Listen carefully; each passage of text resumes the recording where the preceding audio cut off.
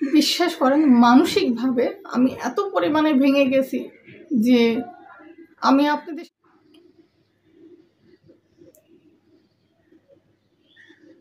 মানে এত বড় আঘাত যে আমার জন্য অপেক্ষা করতেছিল আমি কখনো জানতাম না। আমার যে বিবর্তন আসবে তার জন্য কিন্তু আমি প্রস্তুত ছিলাম না। তো আসসালামু আলাইকুম, সবাই কেমন আছেন? আশা করি সবাই অনেক বেশি ভালো আছেন। আল্লাহর রহমতে আমরা ভালো আছি, আবার ভালো নেই বললেই চলে। আল্লাহ তাআলা আমাদেরকে যেভাবে রাখছে সেইভাবে আল্লাহ তাআলার কাছে হাজার হাজার শুকরিয়া আদায় করতে হবে। আল্লাহ তাআলা আমাদেরকে যেভাবে রাখছে সেভাবে আমরা ভালো আছি, আলহামদুলিল্লাহ। তো যাই হোক, যেটা বলতেছিলাম যে আমার জীবনে এত বড় আঘাত আসবে আমি কিন্তু কখনো কিন্তু তার জন্য প্রস্তুত ছিলাম না। আমি জানতাম না আমার জীবনে এত বড় আঘাতটা আমার জন্য অপেক্ষা করছে। আমি কিভাবে সহ্য করব, কিভাবে মেনে নিব, মানে আমি বুঝতে পারছি না আমি এত পরিবর্তন হয়ে যাব। আমি 6 মাস আগের আমি ছিলাম আর এখনকার আমার মধ্যে অনেকটা তফাৎ হয়ে গেছে। মানে এত আঘাত আমার লাগছে আর এতটা কষ্ট লাগছে, সেই কষ্টের কথা কারোর সঙ্গে না আমি শেয়ার করার সুযোগই পাচ্ছি না। আর মানে আপনাদের এটা তো আমরা একজন ফ্যামিলি মেম্বার মনে করি সবাইকে। আপনারা আমার যতগুলো ভিউয়ার্স বন্ধুরা আছে সবাইকে আমার ফ্যামিলি মেম্বার মনে করি, কারণ আপনাদের সঙ্গে আমার জীবনে যত ছোটোখাটো ঘটনা আছে সব কিছুই আপনাদের সঙ্গে শেয়ার করি। কিন্তু গত 6-7 মাস আগে থেকে আমার জীবনে অনেক বড় বড় আঘাত আসতেছে, কিন্তু সেইভাবে আমি আপনাদের সঙ্গে শেয়ার করার সুযোগই পাই না। কারণ জানেন, 6 মাস আগে আপনাদের ভাইয়ার হার্টে ব্লক ধরা পড়লো। তার জন্য কিন্তু আমি প্রচুর পরিমাণে মানসিক আঘাত পেয়ে ভেঙে পড়েছিলাম। তারপর আমার 2টা সন্তানের মুখের দিক তাকাই, তারপর আমি চেষ্টা করেছি যে না, এই আঘাতটা আমি যদি ভেঙে পড়ি আমার 2টা সন্তান শুদ্ধ ভেঙে পড়বে, আপনাদের ভাইয়াও ভেঙে পড়বে। এই জন্য নিজেকে অনেক স্ট্রং করে তোলার চেষ্টা করেছিলাম। যাই হোক, তারপরেও চেষ্টা করছিলাম যে নিজে ভালো থাকার চেষ্টা করব, আপনাদের ভাইয়াকে ভালো রাখার চেষ্টা করব, 2টা সন্তানকে ভালো রাখার চেষ্টা করব। জানি না আমার জীবনে যে এত বড় একটা ঘটনা ঘটে যাবে আবারও, আমি জানতাম না। আমার তো 2টাই সন্তান। আল্লাহ তাআলার কাছে আমি সবসময় শুকরিয়া আদায় করি যে আমার সন্তান 2টাকে আল্লাহ তাআলা অনেক অনেক ভালো রাখুক। ওদের আমার মেয়ের যে এত বড় সমস্যা হবে সেটা কিন্তু কখনো বুঝতে পারিনি, আর আমি এত বড় আঘাত পাবো সেটাও কিন্তু আমার কখনো জানা ছিল না। সেই আঘাতের জন্য কিন্তু আমি কোনোভাবেই প্রস্তুত ছিলাম না। মানসিকভাবে আমি বিশ্বাস করেন মানসিকভাবে আমি এত পরিমাণে ভেঙে গেছি যে আমি আপনাদের সঙ্গে যে শেয়ার করব সেই শেয়ার করার মতো মানে মন মানসিকতাই আমার মধ্যে নাই। কারণ সবসময় নিজে মানে উন্মাদ পাগলের মতো করে ঘুরতেছি। কি করব, কি হবে বলেন? আপনাদের ভাইয়ারও কিছুদিন আগে হার্টের সমস্যাটা ধরা পড়লো।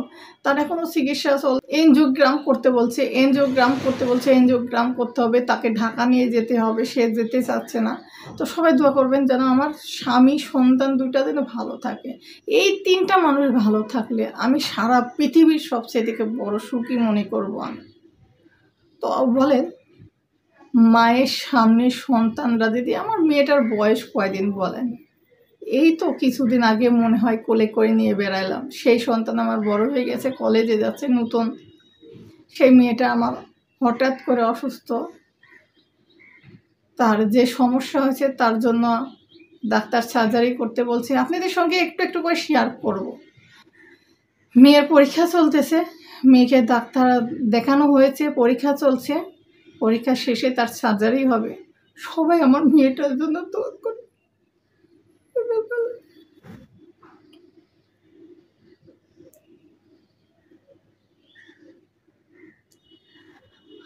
আমি না এই কষ্টটা আমি মেনে নিতে পারছি না। আমার বুকের ভিতরে কেমন জানি একটা কষ্ট হচ্ছে, আমি বুঝতে পারছি না। জানেন, মেয়েটা আমার একাই রাজশাহীতে আছে, তাকে ফেলে রেখে আসলাম আজকে কয়েকদিন হচ্ছে, 5 দিন হচ্ছে।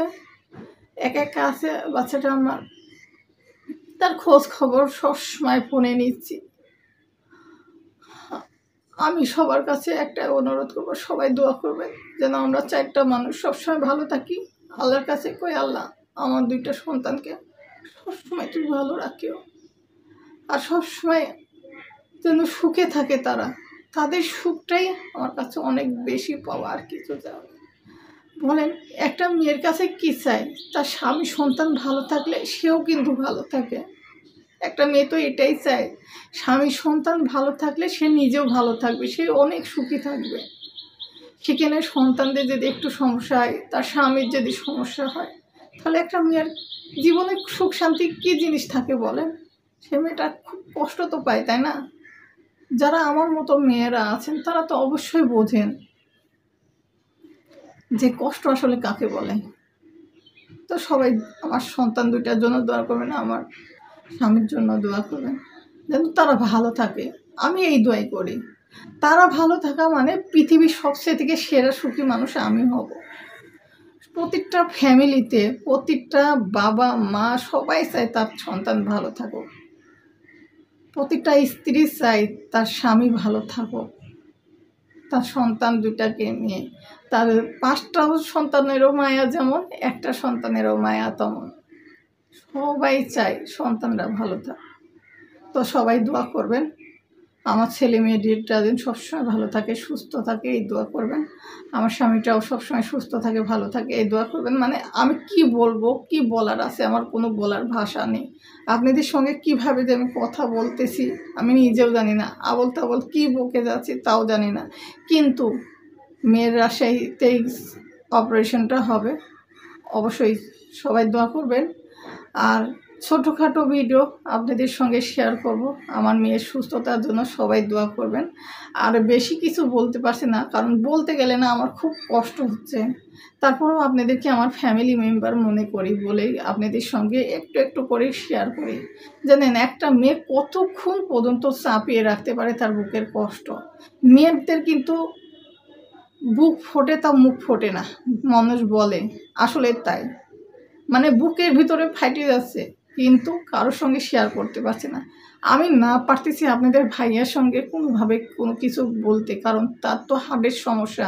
তাকে কোনোভাবে মানসিক চাপ দেওয়া যাবে না, তাকে কোনো টেনশন দেওয়া যাবে না। তার কাছে কিছুই বলতে পারছি না, কারণ আমি একা একটা মানুষ নিজের বুকের ভিতর কষ্ট জমায় রাখছি।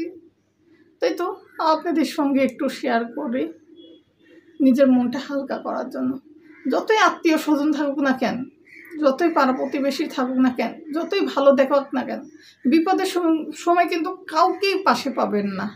বিপদের সময় নিজের প্রতি নিজে খেয়াল না রাখলে কেউ পাশে দাঁড়ানোর নাই। বিশ্বাস করেন আর না করেন, এটাই কিন্তু সত্যি কথা। কারণ আমার জীবনে আমার অনেক কিছু শিক্ষা হয়েছে। তো সবাই দোয়া করবেন আমার 2 সন্তানের জন্য, আমার স্বামীর জন্য। আর বেশি কিছু বলছি না, ভুল ত্রুটি হলে ক্ষমার দৃষ্টিতে নেবেন। এখনকার মতো বিদায় নিচ্ছি। আল্লাহ হাফেজ, আসসালামু আলাইকুম।